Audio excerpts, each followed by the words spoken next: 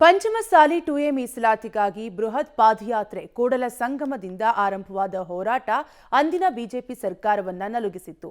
ಆಗಿನ ಬೊಮ್ಮಾಯಿ ಸರ್ಕಾರಕ್ಕೆ ತಲೆನೋವಾಗಿ ಕೊನೆಗೆ 2D ಮೀಸಲಾತಿ ಜಾರಿ ಮಾಡಿತ್ತು. ಆದರೆ ಕಾಂಗ್ರೆಸ್ ಸರ್ಕಾರ ಬರ್ತಿದ್ದಂತೆ ಮೀಸಲಾತಿ ಹೋರಾಟ ಮಕ್ಕಾಡೆ ಮಲಗಿದೆ. ಬಿಜೆಪಿ ಸರ್ಕಾರದಲ್ಲಿ ಅಬ್ಬರಿಸಿದ್ದ ಪಂಚಮಸಾಲಿ ಕಾಂಗ್ರೆಸ್ ಪಕ್ಷದ ಶಾಸಕರು ಮೌನಕ್ಕೆ ಜಾರಿದ್ದಾರೆ. ಆದರೆ ಬಸವಜಯ ಮೃತ್ಯುಂಜಯ ಸ್ವಾಮೀಜಿ ಮತ್ತೆ ಹೋರಾಟಕ್ಕೆ ಇಳಿದಿದ್ದಾರೆ. ಬೆಳಗಾವಿಯ ಚಳಿಗಾಲ ಅಧಿವೇಶನದಲ್ಲಿ ಟ್ರ್ಯಾಕ್ಟರ್ ರ್ಯಾಲಿ ಜೊತೆಗೆ ಸುವರ್ಣಸೌಧಕ್ಕೆ ಮುತ್ತಿಗೆ ಹಾಕುವ ಘೋಷಣೆ ಮಾಡಿದ್ದಾರೆ. ಬಾಗಲಕೋಟೆಯಲ್ಲಿ ಪಂಚಮಸಾಲಿ ಮಹಾಸಭೆಯಲ್ಲಿ ಬಿರುಕು ಕಂಡು ಬಂದಿದೆ. ಜಯ ಮೃತ್ಯುಂಜಯ ಸ್ವಾಮೀಜಿಗಳು ಏಕಪಕ್ಷೀಯವಾಗಿ ನಿರ್ಧಾರ ಕೈಗೊಂಡಿದ್ದಾರೆ. ಬೆಳಗಾವಿ ಹೋರಾಟಕ್ಕೆ ನಮ್ಮ ಬೆಂಬಲವಿಲ್ಲ, ಒಂದು ಪಕ್ಷದ ಪರ ನಿಂತಿದ್ದಾರೆ. ಹೀಗಾಗಿ ಶೀಘ್ರದಲ್ಲೇ ಬೆಂಗಳೂರಲ್ಲಿ ಪಂಚಮಸಾಲಿ ರಾಜಕೀಯ ನಾಯಕರ ಸಭೆ ಕರೆಯುತ್ತೇನೆ.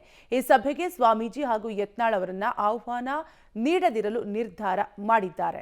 ಬರುವ ಅಧಿವೇಶನ ಸಂದರ್ಭದಲ್ಲಿ ನಮ್ಮ ವಕೀಲರ ಪರಿಷತ್ತಿನ ಮುಂದಾಳತ್ವದಲ್ಲಿ ಲಕ್ಷಾಂತರ ಪಂಚಮಸಾಲಿಗಳು ನಮ್ಮ ಸಮುದಾಯದ ರೈತರೊಂದಿಗೆ ಒಂದು ಬೃಹತ್ ಹೋರಾಟವನ್ನು ಮಾಡಬೇಕು ಅಂತ ತಿಳ್ಕೊಂಡು ನಾವು 10ನೇ ತಾರೀಕು ಡಿಸೆಂಬರ್ ತಿಂಗಳು ಮಂಗಳವಾರ ದಿವಸ ಬೆಳಗ್ಗೆ 10 ಗಂಟೆಗೆ ಮುತ್ತಿಗೆ ಹಾಕುವಂಥ ಒಂದು ಕಠಿಣವಾಗಿರ್ತಕ್ಕಂಥ ನಿರ್ಧಾರವನ್ನು ನಾವೆಲ್ಲ ಕೈಗೊಳ್ಳಲಾಗಿದೆ. ಉದ್ದೇಶ ಏನಪ್ಪ ಅಂತಂದರೆ, ಹಿಂದೆ ವಿಧಾನಸಭಾ ಅಧಿವೇಶನ ಯಾವ ಸಂದರ್ಭ ನಡೆದಿತ್ತು, ಎಲ್ಲ ಸಂದರ್ಭದಲ್ಲಿ ವಿಧಾನಸಭೆ ಮುತ್ತಿಗೆ ಹಾಕುವಂಥ ಪರಿಪಾಠವನ್ನು ಜಗದೀಶ್ ಶೆಟ್ಟರ್ ಕಾಲದಲ್ಲಿ ಮಾಡ್ಕೊತ ಬಂದೇವೆ.